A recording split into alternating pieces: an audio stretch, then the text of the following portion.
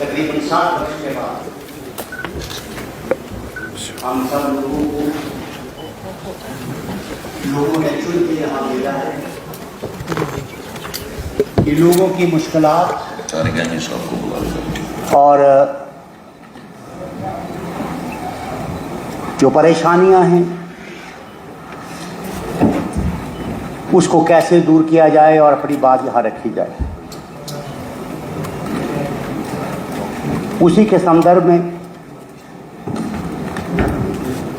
मैं रियासत के मुख्यमंत्री जनाब उमर अब्दुल्ला साहब को इस बात की बधाई देता हूँ कि इन्होंने पहल की है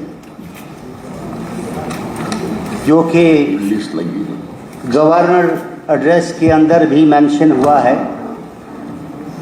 कि हर डिस्ट्रिक्ट में ऑनरेबल एमएलएस की बात को सुना और उसका हर एक एमएलएस की क्या प्रायोरिटाइज हैं, क्या क्या प्रायोरिटीज़ हैं, उनको उजागर करने का काम बजरिया एमएलए इन्होंने पूछा। मेरे ख्याल में मुझे भी काफ़ी वर्ष हो गए असेंबली में और सरकार में भी रहा हूँ। ये पहला मौका है कि चीफ मिनिस्टर की नीड पर कोई शक नहीं किया जा सकता और हम बड़ी जल्दबाजी में इस बात के लिए हैं कि 4 महीने के अंदर कोई तूफान आ जाएगा, मुश्किल सी बात है। आपका घर अगर 7 साल से बंद हो, उसकी सफाई करनी हो, तो फिर अगर आप वहाँ पे बैठने का काम भी 4 महीने पूरा नहीं कर सकते। तो इसलिए सरकार की रेटिंग लाना कि अभी इस समय ये कह देना कि वजीर और ये इनकी अभी तो पूरी पकड़ ही नहीं है, ब्यूरोक्रेसी पहले नहीं है, तो अभी वक्त लगेगा। हमें उम्मीद है कि जो इन्होंने बातें कही हैं उनको पूरा करने का प्रयास करेंगे। जनाब आला, किताब देखने में बड़ी खूबसूरत है। मेरे दोस्त शाहलाल शर्मा जी ने दोनों ये जो एड्रेस गवर्नर्स के थे उनका आपस में मेल किया कि पहले में 40 पॉइंट थे, इसमें 71 है। देखने को तो खूबसूरत है लेकिन बीच में कुछ दिखता नहीं है। जो दिखा है वो इसकी सारी सेंट्रल स्पॉन्सर स्कीम्स है। ऑनरेबल स्पीकर साहब, मैं आपके माध्यम से ये कहना चाहता हूं कि ये किताब जब बनती है तो कैबिनेट के कोलीग्स और चीफ मिनिस्टर के जो भी दायरे इख्तियार में ऑफिसर्स हैं वो बनाते हैं और इस किताब में सारा कुछ नहीं आ जाएगा कि फंड्स कितने एलोकेशन है, क्या क्या है। ये इंडिकेट है कि निशानी, एक पॉइंट्स हैं, उस पॉइंट्स के ऊपर बात होगी। सबसे पहले ये जो किताब यहाँ बनाई गई है इसमें बड़े काफ़ी पॉइंट्स हैं। मैं इसी किताब के इर्द गिर्द ही जो आपने मेमोरेंडम जो बना है हमारा गवर्नर एड्रेस, इसी पे बात करूँगा। यहाँ तलखियाँ हुई, यहाँ बहुत सी बातें हुई।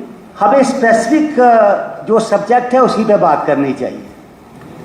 कोई कहेगा कि हमने ये किया, उस वक्त में वो हुआ, ये प्रोवोकेट मत करिए हाउस।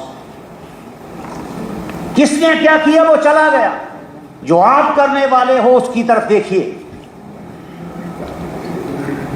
क्योंकि अगर हम हर चीज को पुराने 1947 से लेके उजागर करने की कोशिश करते रहेंगे तो कोई एंड नहीं होगा। वक्त वक्त में गलतियां हुई, किससे हुई, कौन जिम्मेदार है वो लोग जाने। लेकिन अभी आज हमें यह देखना है कि जो जिम्मेदारी लोगों ने आपको दी है क्या हम निभा रहे हैं या नहीं निभा रहे। पार्टियों के अपने मंशूर है, भारतीय जनता पार्टी का अपना, आपका अपना होगा, लेकिन किसी को तनक करना कि भारतीय जनता पार्टी कुछ नहीं कर रही है या भारतीय जनता पार्टी ने, मेरे दोस्त भाई हैं उन्होंने कुछ इशारे यहाँ किए क्योंकि उनको माफ़ करना चाहिए, बुजुर्ग हो गए, तो इसलिए उन पर मैं कोई बात टिप्पणी नहीं करूँगा। क्योंकि हमें कितने मिनट हो गए अभी तो कुछ नहीं हुआ। जनाब आला, कुछ साथियों ने यहां बड़ा जिक्र किया है और बड़ी मजाक से कविता पढ़ी। मैं आज इस हाउस में ये कहना चाहता हूं, 5 अगस्त 2019 को जो 370 और 35 ए हटा है, जम्मू कश्मीर की तकदीर और तस्वीर बदली है, ये मैं आपको कहना चाहता हूं।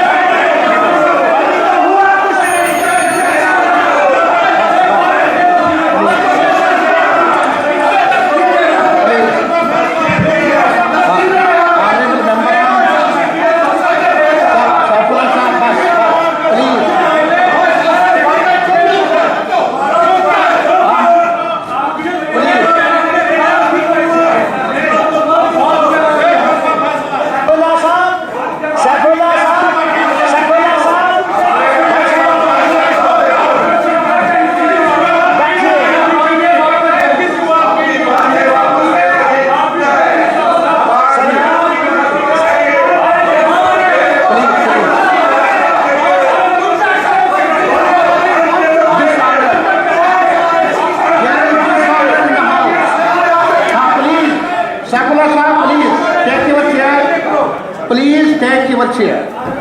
That's my request is, please, my request is, please take your chair. You go ahead. Sir, mister Bareilly,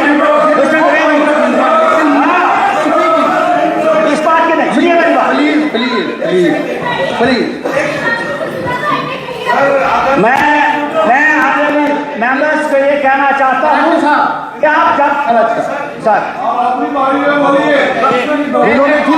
इन्होंने ठीक बोला।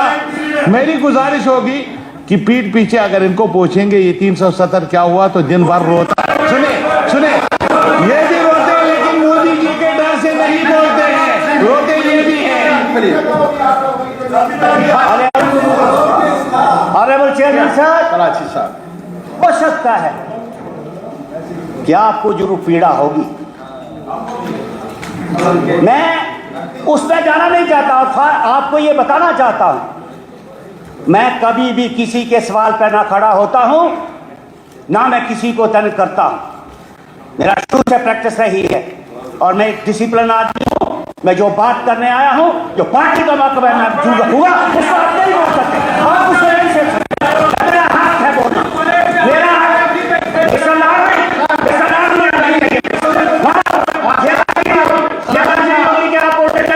क्या हमें बोलेगा सर, मैं इनको कहिएगा, मैं दिस द हाउस, ये प्ले फील्ड नहीं है, मेहरबानी कर लीजिए प्लीज। मैं चेयरमैन उनको भी कहता हूँ, अपने आप को भी कहता हूँ, आपको भी कहता हूँ। चेयरमैन साहब, मेरा कहने का ये मकसद है कि कुछ लोगों ने कहा कि कुछ नहीं हुआ। मैं आपसे ये कहना चाहता हूं, 1972 में यहां रेल आई, हम देखने आए कि रेल आई है। चेयर को ही कर रहा हूं, नहीं आप क्या कहना चाहते हैं चेयरमैन साहब? 1972 में रेल आई और लोग तक रहेगी और जम्मू तक रही। 50 साल के बाद ये नरेंद्र भाई मोदी का कमाल है कि जिन्होंने कश्मीर तक पहुंचाई, ये बात को मानना चाहिए।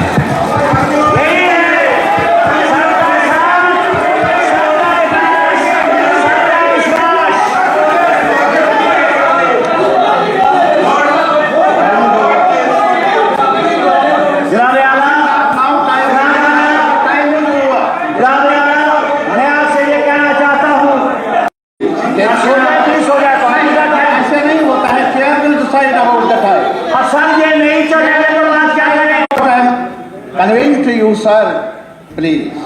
जनाब आला, मैं आपसे ये कहना चाहता हूँ कि जम्मू में कश्मीर के अंदर एम्स का बनना, IIM आना, IIT आना, यहाँ पे यूनिवर्सिटी का बनना, यहाँ पे आपकी रोड कनेक्टिविटी का बनना, नेशनल हाईवेज का बनना, रिंग रोड का बनना, कश्मीर से लद्दाख को जोड़ने का काम अगर किसी ने किया है तो नरेंद्र भाई मोदी जी ने किया।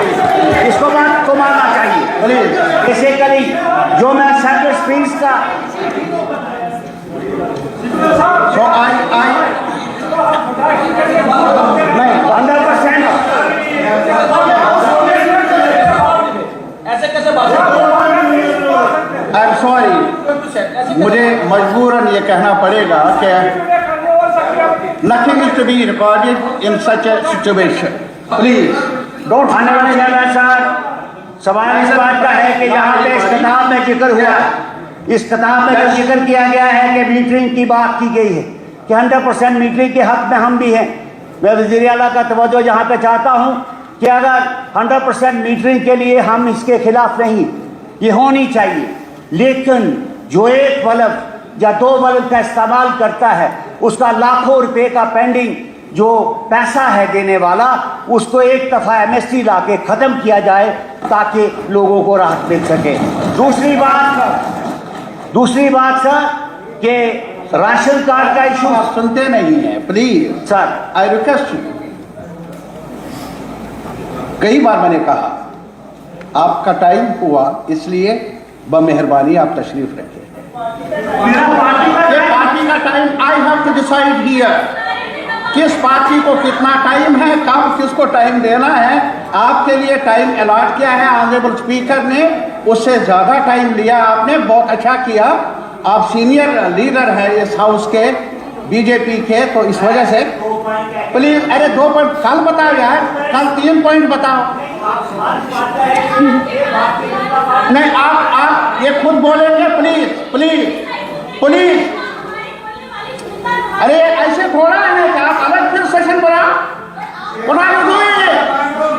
There is a decorum, there is a norm for functioning of this house.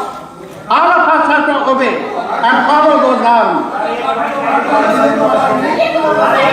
So what are you talking there? Please, he is on. अरे आप क्यों वकालत कर लेते, ये खुद वकील है आपने। सर, मैं सिर्फ एक पॉइंट कह के ख़त्म करूंगा।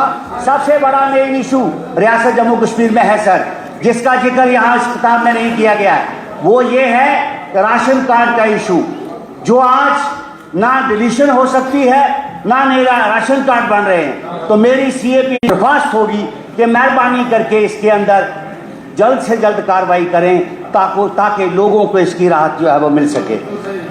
तीसरी बात जो इंडस्ट्रीज की है, यहाँ पे 2,500 समथिंग करोड़ जो रुपीज़ है वो इंडस्ट्रीज के लिए यहाँ आया है। मेरी चीफ मिनिस्टर साहब से ये रिक्वेस्ट है कि मेहरबानी करके जो एग्जिस्टिंग इंडस्ट्रीज है उसको बचाने का काम करिए, क्योंकि वही एक इंडस्ट्री ऐसी है जो एम्प्लॉयमेंट देती है और जो आज दे रही है, उसको बचाने का काम करें। जो पुरानी इंडस्ट्रीज है, नहीं कब लगेगी कब चली जाएगी कोई पता नहीं, इसलिए जो भी इंडस्ट्री जहाँ आए, इंडस्ट्री में इसका फर्ज है कि उसमें